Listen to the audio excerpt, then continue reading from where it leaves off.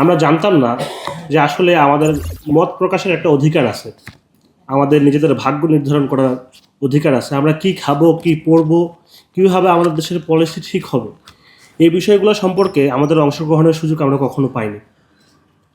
2001 সালে যদি একটা ভালো ইলেকশন আমরা হিসাব করি, তার পরবর্তী 2024 সাল, 2 দশকের বেশি সময়।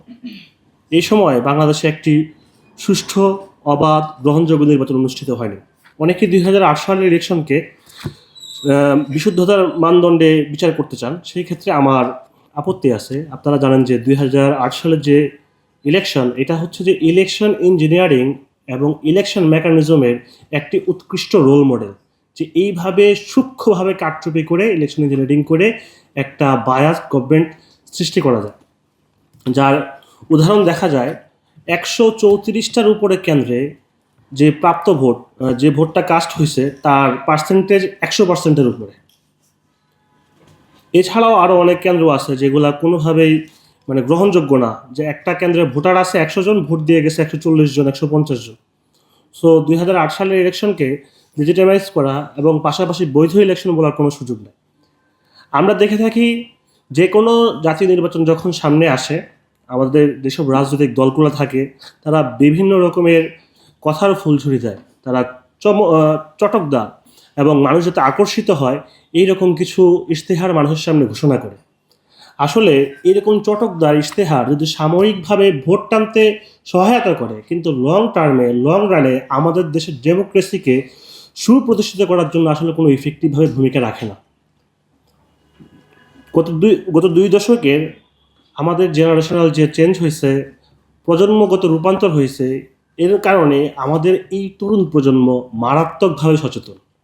তাদেরকে টাকা দিয়ে ভোট কিনা, ভুংভাং বুঝ দিয়ে কোনো একটা ভোট কিনা, ভোট দেওয়ানো এবং ফ্যাসিজমকে কায়েম করার জন্য নতুন করে যদি কোনো প্রচেষ্টা করা হয়, এটা খুব সহজেই আমাদের তরুণ প্রজন্ম বুঝে ফেলবে। তাই আমার মতামত, বা আমি যেহেতু বাংলাদেশের নির্বাচন ব্যবস্থা সংস্কার কমিশনের সাথে জড়িত ছিলাম, সেখান থেকে আমার নিজেরও আকাঙ্ক্ষা, আমরা আমাদের সংস্কারটাকে আগায় নিতে হবে।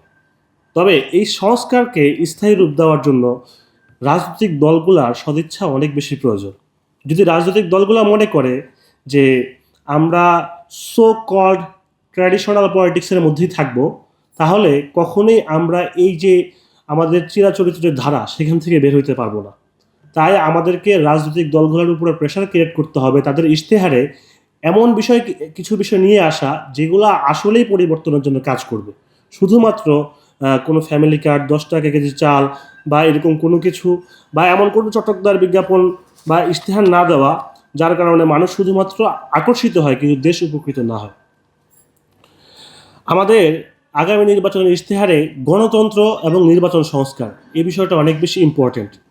আমাদের গত 17 বছর হাসিনা রেজিম ফ্যাসিজমের কালে ডেমোক্রেসির অন্যতম একটা শর্ত ফ্রিডম অফ স্পিচ আমাদের কাছে ছিল না। আমরা কখনোই কারোর জন্য উন্মুক্তভাবে সমালোচনা করতে পারতাম না। গঠনমূলক সমালোচনা করা জেল জুলুমের কারণ হইতো। বিতর্কিত 57 ধারা, এর মাধ্যমে কত মানুষকে জেলে নেওয়া হয়েছে তা সম্পর্কে আপনারা নিশ্চয়ই সবাই অবগত আছেন।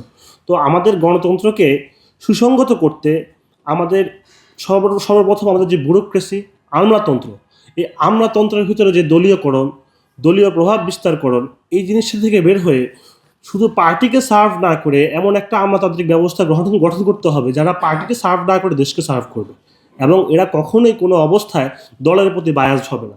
এটা আমাদেরকে নিশ্চিত করতে হবে।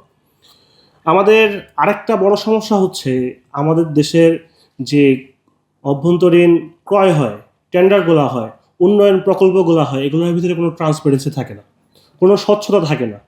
আমাদের এতগুলো রক্ত দেওয়ার পরে যদি আমরা একটা স্বচ্ছতার ভিত্তিতে বাংলাদেশ না পাই, একটা স্বচ্ছ আর্থিক ব্যবস্থা না পাই, যদি এখন জনগণের কাছে তথ্য লুকানো হয়, জনপ্রতিনিধি যারা আছে এরা নিজেদের তথ্য গোপন করে, মানুষের সামনে উন্মুক্ত না করে, তাহলে আমরা আবার সেই বারবার প্রতারিত হতে থাকবো এবং রাজনীতি কখনো কল্যাণ না হয়ে শুধুমাত্র নিজেদেরকে বুস্ট আপ করার জন্য, নিজেদের ইকোনমিক অবস্থাকে বুস্ট আপ করার জন্যই করবে মানুষ।